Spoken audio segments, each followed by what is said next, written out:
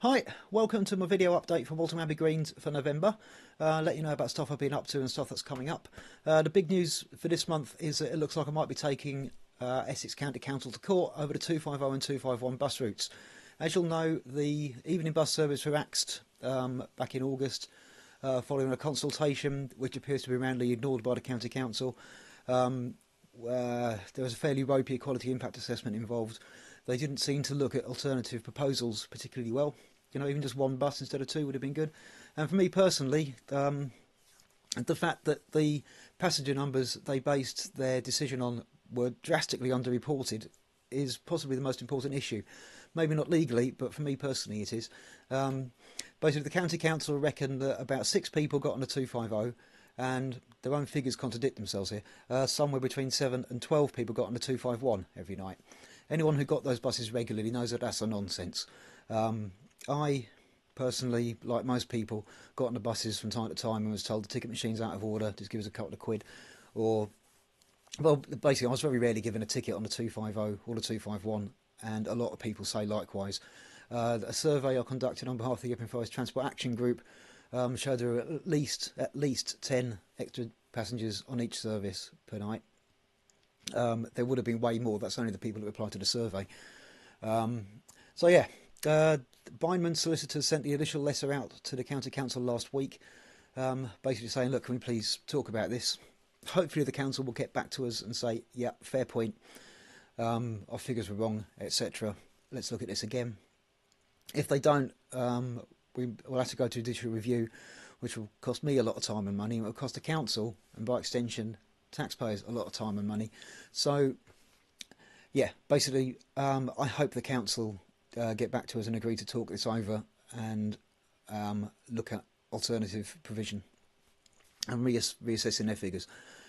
So we'll see what happens there. As you may know, I volunteer at the Scratching Postcat Rescue Centre just round the back of the Woodbine pub off Honey Lane, and I've got one word to say: neuter. There are 2 mini cats going into the place that have been horribly injured in fights with unneutered male toms. Eyes missing, eyes have had to be taken out and removed since cats get in there. And also, of course, there's a lot of kittens. The Scratching Post and other rescue centres don't have the resources to deal with them all. So please, if you see a tom kicking around that's unneutered, I think it's feral or stray, see what you can to get it seen to. The PDSA and various other organisations will help with the costs. I think Medivet in Sun Street will help. I won't mention Pets at Home because they're a nasty chain store who put smaller businesses out of business. So we won't mention them, but they might be able to help too. Yeah. So, yeah, as I say, neuter. Right, local business news. You might have noticed the Caribbean food stall open in Waltham Abbey Market. I'm usually vegetarian, but even I had to sample their wares, and the jerk chicken is gorgeous. It's a really good little scheme. You know, it's not in it for the money, they're in it to help young people into work. So, good scheme, good food, get down there. Right, there are 3 things in this week's Epping Forest Guardian that I'm in some way involved in.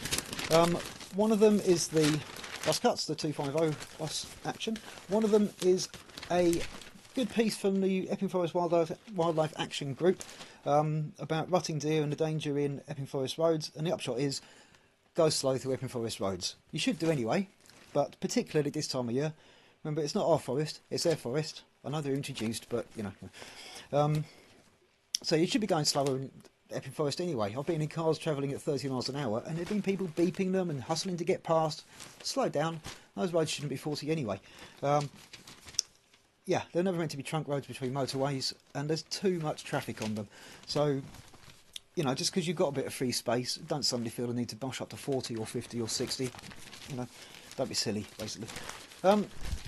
Yeah, another one. Paul Morris from the Epping Forest Forum talking about dumping litter in the forest. Some of you will have got the recycling and rubbish collection schedule through your doors the other day, with the ironic front cover telling you to look after your own rubbish. Ironic because it's our elected councillors at district and county level who decided to reduce the amount of stuff that could be taken to our recycling centres, thereby exacerbating the fly tipping problem. To be fair, I think it was mostly county council rather than district. Paul's set up a petition on the County Council website for you to sign. Please do so. There's a link in The Guardian underneath his article, but it's a bit of a long-winded link, so I'll pop a shortened one in the links below. The Honey Lane pedestrian crossing, I gather it's going ahead, but you wouldn't know because nobody's actually communicated anything. I'm told second-hand that there was a meeting on the caravan park a couple of weeks ago with Eleanor Lang, MP, Ricky Gadsby, and some of the caravan park residents. That's great, but nobody else was invited or told about it, so nobody else's opinion were heard. Not the riders in Epping Forest, not cyclists, not pedestrians. Nobody else was invited. So I've written to Councillor Gadsby and Eleanor Lang and Valerie Metcalfe, who's the head of the local highways panel, asking for minutes of the meeting and decisions as to who was invited and all that sort of malarkey. It's good that the crossing appears to be going ahead, but what's bad is all the decisions have been taken behind closed doors. We don't know what the decision-making process was. We don't know any reasons for particular schemes being rejected or particular schemes being approved. And this is public money that's being spent. We should be involved with the process. I'm not in any way belittling the work that people on the caravan park have done. They started a petition, they got this whole thing going in the first place, and that's great. But they alone shouldn't be the only people being consulted. So yeah, I wanted to hear back from councillors Gadsby, Metcalfe, and Eleanor Lang. I'll let you know when I do. Right, Green Party stuff. We've got Jenny Jones, Baroness Jenny Jones, the only Green Party peer in the House of Lords, coming down on Saturday the 18th to help us with 60-second surveys and a bit of leafleting in Buckhurst Hill. She's good. She supported Brexit, but apart from that, she's all right. And last time she came down, the meeting pretty much led to the formation of the Epping Forest Transport Action Group. So, things do happen when she's around. But it should be a good day. We're hoping to get plenty of people out on the streets. We need more Greens on the district council. We've got far too many Conservatives. It's good that Loughton Residents Association is so well represented. But we need more MPs that aren't Conservatives. And, Greens have got a good track record of getting stuff done on councils. So please help us a lot more. Please come along on Saturday. The little small business meeting we had with our small business spokesperson, Rachel Collinson, a couple of weeks ago. It was small, definitely small, but it was a good meeting. There were some good questions, good suggestions. A lot of talk about the land value tax, about citizens' basic income, universal basic income, whatever you want to call it. Talked about business rates and rents and stuff like that, and otherwise to support small businesses. There is a bit of video. It's not great. I'll dig it out if I can and put it up somewhere. So I think that's about it. Hopefully this video is going to work out shorter than the last one. I think that's about it. So thanks for watching. See you soon. Bye.